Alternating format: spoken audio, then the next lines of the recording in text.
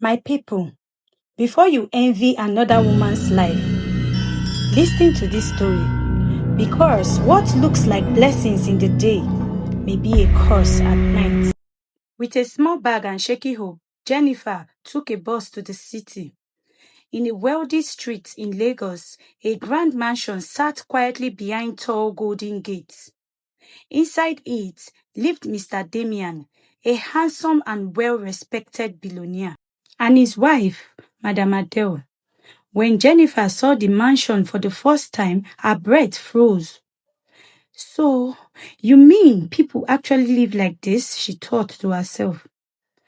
Luckily for her, the mansion was hiring new domestic staffs, and Jennifer applied. The chief butler, a tall, stern man with a sharp gaze, eyed her suspiciously. Can you handle this type of work? He asked. I can handle the job. Prove it. He nodded once and handed her the maid uniform. The material was stiff and scratchy. However, Jennifer wore it happily. Her first days were exhausting. She woke up before dawn, cleaned every surface until it shone, and prepared meals that could impress royalty. She cleaned rooms bigger than our entire village home and learned the tiniest routines of the couple, like how and when to serve Mr. Damien's coffee in the morning, and how Madame Adele loves the table arranged before any meal. But as she observed, something sharp and hot began to grow inside her chest. She watched Mr. Damien open the car door for Madame Adele. She watched him kneel slightly to adjust her shoes. She watched him surprise her with gifts that Jennifer could only dream of. One day, Jennifer overheard her madame talking on the phone with her sister. Yes, we are flying to Paris next month. I already packed my bag. Jennifer's hand tightened on the mop handle. Her stomach twisted painfully. That conversation pierced her chest like a dagger. Why her? She whispered under her breath. Normally, Madame Adele is not the type of woman that turns heads. She was just an average woman. To Jennifer, she seemed undeserving of the life she lived. She didn't look like a woman that should command such devotion, wealth, or luxury. But here she is, adored and loved by a powerful man. Jennifer thought to herself that if a woman like Madame Adele, who is not remarkably beautiful, could have all this, then she herself is more deserving of the position. Later that afternoon, the dry cleaners delivered some clothes. Usually, the housekeeper is always in charge of Madame Adele's clothes, but for some reason, he wasn't around. You, take these clothes to my closet, Madame Adele said, pointing to Jennifer. The closet was huge. Dresses in silk, satin, and chiffon hung neatly by color in quiet luxury. Shoes stood in perfect pairs, each resting on stands, their soles barely touching the floor. Handbags from small, large, glittering, and plain were displayed like trophies. Jennifer's fingers brushed against the soft blue gown. She paused, examined the fabric, and lifted it slightly. Then she held it against her body, facing the mirror on the closet door. Suddenly, a sound in the hallway brought her back to reality. She quickly put the dress back in and left. Jennifer's jealousy for Madame Adele grew daily. Instead of focusing on her work, Jennifer studied the every move of the woman she worked for, imagining herself in her shoes. She watched Madame Adele glide through the mansion like a queen, always smelling good with her expensive clothes and shiny life. Months passed and Jennifer's small moments of envy grew into something dark and dangerous. Jennifer began to dress nicer around Mr. Damien. Whenever Madame Adele is not around, she will speak softly and behave like someone above her rank. She cooked his favorite meal.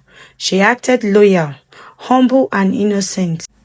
One rainy night, Mr. Damien came home drenched and irritated. His business deal had gone wrong. Madame Adele was waiting to discuss a very important need. Their discussion escalated quickly and turned into an argument.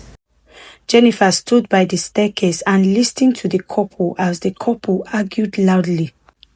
Mr. Damien walked angrily to his study. Jennifer followed quietly with a warm cup of tea. With a soft, gentle voice, she said, "Sir, you don't deserve stress. You work too hard. Drink this and it will keep you warm." He paused suddenly and didn't object or agree. He just looked at her. It became a normal thing. Whenever Damien seemed upset, Jennifer would offer to tender to his needs. One night, she cooked Damien's favorite meal perfectly, and after eating, he smiled at her in appreciation. Soon, smiles became conversations. Conversations, however, became comfort. Comfort also became something that should have never happened.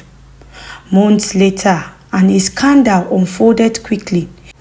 Chief Damien divorced his wife, Madame Adele, and married Jennifer immediately. Neighbors were shocked. Their friends and family were shocked also. But Madame Adele didn't cry. She didn't fight back or scream. She simply packed her things and walked away with a strange calmness that even made Jennifer felt more powerful. Jennifer believed she had won. She moved quickly to the master bedroom and ordered the housekeeper to remove the remaining of Madame Adele's belongings.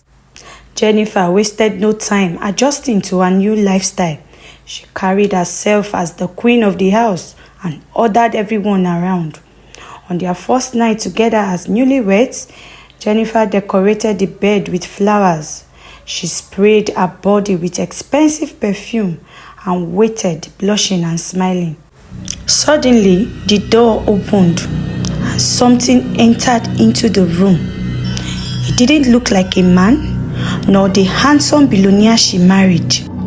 Its skin was cracked and very old, his mouth wide as if it was torn open. He smelled like corpse and had maggots eating deep into his face. She later realized it was Mr. Damien. Jennifer tried to scream, but breath refused to come out. "Do not fear," Mr. Damien said. "This is the curse that I carry." Jennifer backed against the wall, scared and very terrified. "I have bared this curse for many years now. During the day I am a man, but at night I return to this very form. And if my wife does not allow me near her in this state, we will both die before sunrise. You, Jennifer, walked into this position by your desire. You were not forced into accepting this life. You accepted by your own free will." Jennifer's world collapsed like wet paper, and then she understood something chilling. Why her madame didn't fight because she was escaping. Madame Adele has been living with this for years. All the gifts, all the trips and diamonds were not because she was lucky, but because she was suffering in silence. The luxury was compensation. The beautiful marriage was a max, and the perfect life was a payment. Now she is the new wife, and the curse has been transferred to her. Jennifer cried all night, terrified. She cursed herself for being greedy. But dawn came with an even deeper revelation.